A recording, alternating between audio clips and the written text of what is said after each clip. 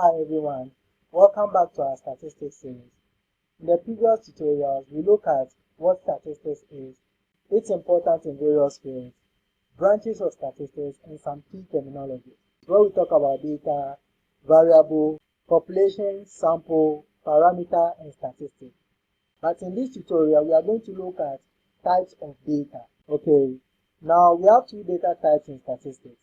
So one is qualitative and the other is quantitative. So we say the qualitative data is a non-numerical data that represents categories or qualities. Okay, qualities. Let's take some examples so that you can understand better. The first example is a variable college. Someone can either pick College of Humanities and Social Sciences, College of Sciences, College of Engineering, College of Agriculture and Natural Resources, College of Art and Built Environment, or College of Health and Allied Sciences. You see.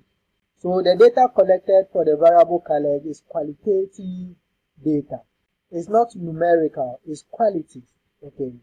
Another example is the variable gender, which you can collect data on as male or female. Okay. And then another example is marital status. You can either be single, married, divorced, separated, widowed, and the likes. You see that the data that can be collected for the variable marital status are not numeric.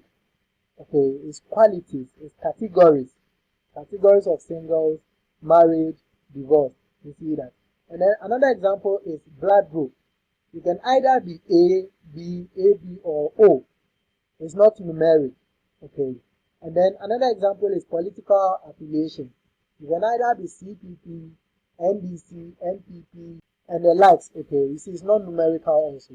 Then another example is religious preference. You can either be an African traditionalist, a Christian, a Muslim, and others. Okay, you see it's not numerical also. It's qualities. Then eye color. You see it's not numerical also. You can also have brand of cars. Another example is categories of movies. Another example is nationality. Another example you can have is types of pets. You see, it's also not numerical. You can also have languages spoken, whether English, Ewe, Twi, Ga, Hausa, Spanish, Swahili, Portuguese, and the like. Then let's look at quantitative data. Now, a quantitative data is a numerical data that represents quantity. Okay, they can be measured and expressed in numbers. Let's take some examples for you to understand. So one example is age in years. So you can either be 20, 21, 30, 35, 50, and the like. Okay. Then height in centimeters. So you can either be 160 centimeters, 175, 182, and the like. Okay. Then test scores. Then we have monthly income in Ghana cedis or in dollars. Okay. So you can have 2,000, 4,500, 3,200, and more.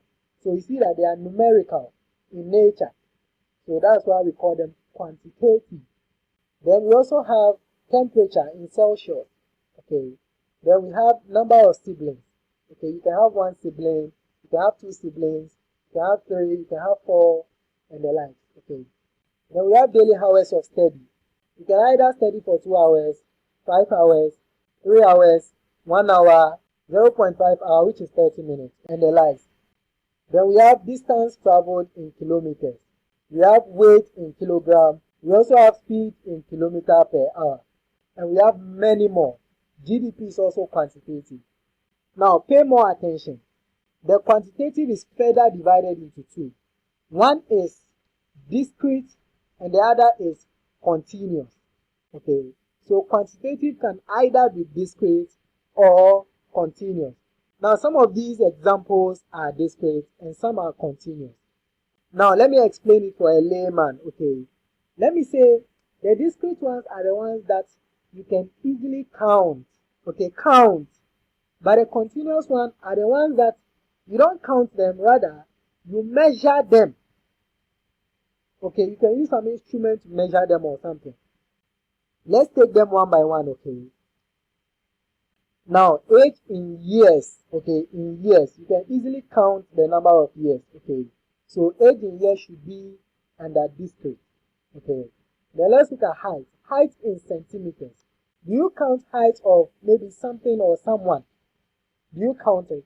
You rather measure it using something, right? So because you measure it, we put it under continuous data.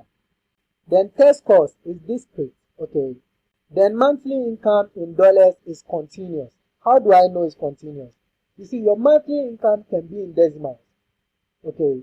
You see, continuous data can also be in decimals, but discrete can be in decimals. And you see, your monthly income can also be in decimals. Then temperature in Celsius, we measure it, okay, so it's under continuous.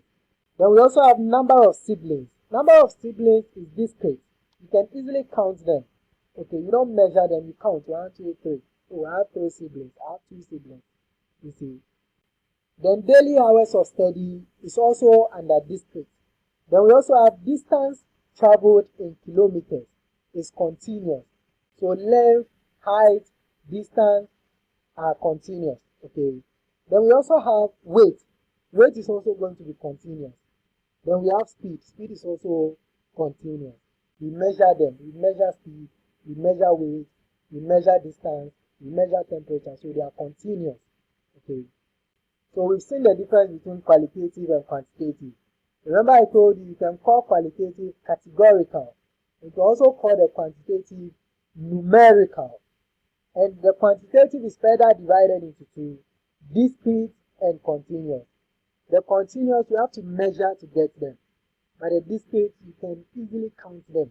Okay. In the next tutorial, we'll look at levels of measurement.